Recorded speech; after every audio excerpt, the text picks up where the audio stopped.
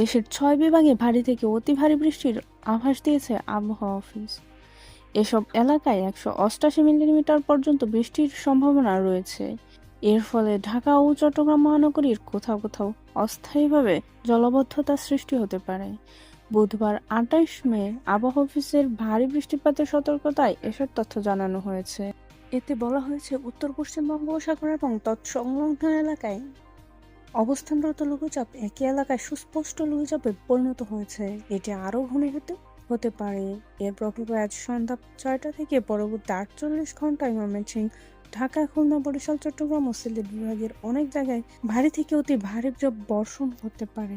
অতি ভারী বর্ষণের কারণে চট্টগ্রাম, রাঙামাটি, খাগড়াছড়ি, বান্দরবান ও কক্সবাজার জেলার পাহাড়ি এলাকায় কোথাও কোথাও ভূমিধসের আশঙ্কা রয়েছে।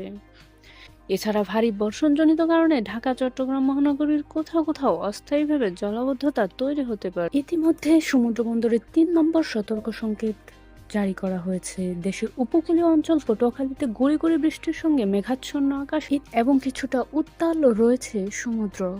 আবহাওয়া অফিস বলেছে, সক্রিয় সঞ্চালনশীল মেঘমালার কারণে আগামী ৭২ ঘন্টা কোথাও কোথাও ভারী থেকে অতি ভারী বর্ষণ হতে পারে। তাই নদী ও সমুদ্র বন্দর এলাকার সবাইকে সতর্কতা অবলম্বন করে চলাফেরা করার নির্দেশ দেওয়া হয়েছে।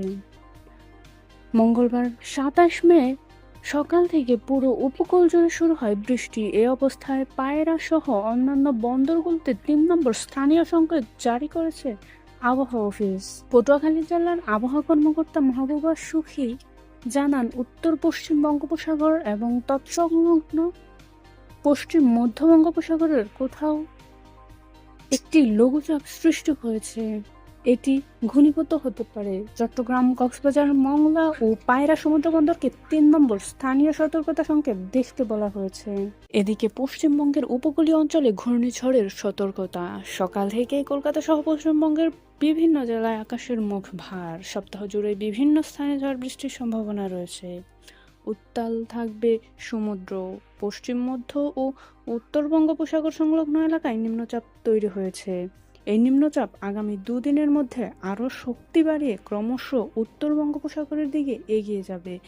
এর জের ধরে সারা সপ্তাহ কলকাতা সহ উত্তরবঙ্গ ও দক্ষিণবঙ্গেও ঝড় বৃষ্টির সম্ভাবনা রয়েছে। সেন্ট মার্টিনে ট্রলার চলাচল বন্ধ। লঘুচাপে সাগর রয়েছে উত্তাল। বঙ্গোপসাগরে সৃষ্ট লঘুচাপে সেন্ট মার্টিনে তীব্র বাতাস ও ভারী বৃষ্টি হচ্ছে। এই বৈরী আবহাওয়ায় সাগর রয়েছে উত্তাল। দ্বীপের চারপাশে বাড়ছে পানি। ৪ দিন ধরে টেকনাফ, সেন্ট মার্টিনে ট্রলার চলাচল বন্ধ। বুধবার ২৮ মে দুপুর থেকে ভারী বৃষ্টি ও বাতাস শুরু হয়। জানা গেছে, বঙ্গোপসাগরের সৃষ্ট লঘুচাপে কক্সবাজার সহ দেশের ৪টি সমুদ্র বন্দরে ৩ নম্বর স্থানীয় সতর্কতা সংকেত জারি করা হয়েছে। চলছে, কিন্তু খরচ স্রোত তীব্র স্রোত বয়ে যাচ্ছে এবং একই সঙ্গে এই উপকূলীয় অঞ্চলে ভোর রাত থেকেই কিন্তু মেঘলা আকাশ, মেঘের সঙ্গে সঙ্গে ভারী ও মাঝারি বৃষ্টিপাত হচ্ছে এবং আবহাওয়া অধিদপ্তর আমাদেরকে নিশ্চিত করেছে এই উত্তর পশ্চিম বঙ্গোপসাগরে যে লঘুচাপটি সৃষ্টি হয়েছে তার প্রভাবে এখানে কিন্তু মেঘের বিচরণ বাড়ছে এবং বৃষ্টিপাত হচ্ছে এবং স্থানীয় সতর্ক সংকেত দেখে যেতে বলেছে, সেটি ৩ নম্বর স্থানীয় সতর্ক সংকেত জারি করেছে। তো এখন কিছুক্ষণ আগেই কিন্তু ভারী বৃষ্টিপাত হয়েছিল। এখন কিন্তু গুঁড়ি বৃষ্টিপাত হচ্ছে। তো এখানকার যে আবহাওয়া অধিদপ্তর আরো বলেছেন যে বঙ্গোপসাগরে যদিও ৫৮ দিনের নিষেধাজ্ঞা চলছে, মৎস্যবন্দর আলিপুর মহীপুরের জেলেরা কিন্তু তারা ঘাটে রয়েছে। তারপরেও যদি কোনো জেলে নিষেধাজ্ঞা উপেক্ষা করে বঙ্গোপসাগরে যেয়ে থাকেন, তাদের নিরাপদ আশ্রয়ে ফিরে আসার জন্য তারা আহ্বান জানিয়েছেন। এছাড়া এই আমি এখন এই কলাপাড়া লঞ্চ ঘাটে রয়েছে। এখান থেকে রাঙাবালী উপজেলা, দ্বীপ উপজেলা রাঙাবালী, সেখানে কিন্তু লঞ্চ চলাচল, একতলা লঞ্চ চলাচল